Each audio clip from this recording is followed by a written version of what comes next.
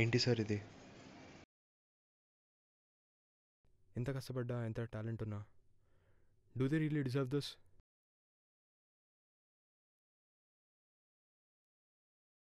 ఏం మాట్లాడరేంటి సార్?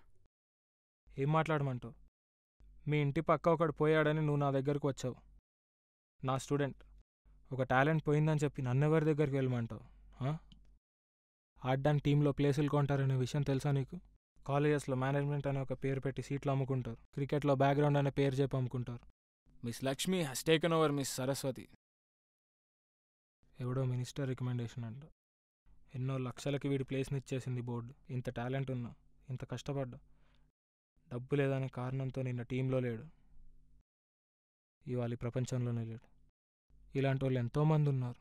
ఏదో కారణం చెప్పి తొక్కేస్తున్నారు. కానీ అందరూ వీళ్ళ సూసైడ్ చేసుకోరు కదా. కాబట్టే వీడికి స్పెషల్ రికగ్నిషన్.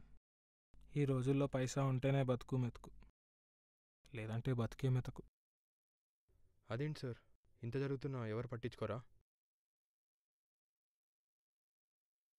ఎవరు పట్టించుకుంటారు?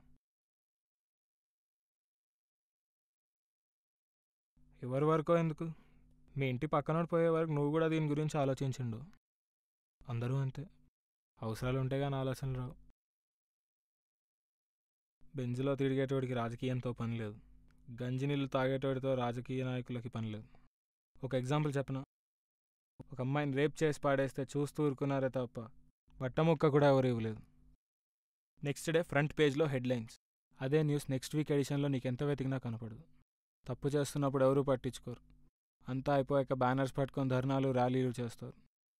ఢిల్లీలో చేసింది ఎవడో తెలీదు, అందుకే ధర్నాలు ర్యాలీలు. అదే పొలిటీషియనో లేదా స్టేట్ గవర్నరో ఇన్వాల్వ్ అయితే ప్రాసిక్యూషన్ అని స్టార్ట్ చేసి ప్రాసిక్యూషన్ అని ఎండ్ చేసినా ఆశ్చర్యపోవాల్సిన అవసరం లేదు. ఇలాంటి సొసైటీలో బతుకుతున్నాం మనం.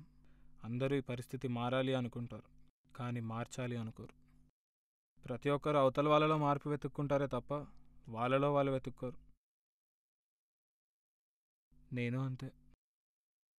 అందుకే సమాజంలో ఎంత జరుగుతున్నా ప్రశాంతంగా బతకగలుగుతున్నా. సిగ్గు విడిచి, బాధ్యత విడిచి. దీని గురించి ఎక్కువ మాట్లాడొద్దు బాస్. Self respect అంతుంది. ఒకటి మాత్రం చెప్పగలను బాస్, మన ముందు ఎవడైనా తప్పు చేస్తుంటే వాడిని లాగొకటి పీకి నువ్వు చేసేది తప్పు అని వాడిని నిలదీస్తే, అంత ధైర్యం ఉంటే అప్పుడు సమాజం మారుతుంది అని ఎక్స్పెక్ట్ చేయొచ్చు. థ్యాంక్ యూ సార్, మిమ్మల్ని కలిసినందుకు చాలా నేర్చుకున్నాం. ఎటువైపు వెళ్తున్నావు? సైనిక్ పూరి సైడ్. అయితే నాకు జీకే కాలనీ దాకా లిఫ్ట్ ఇస్తావా? ష్యూర్.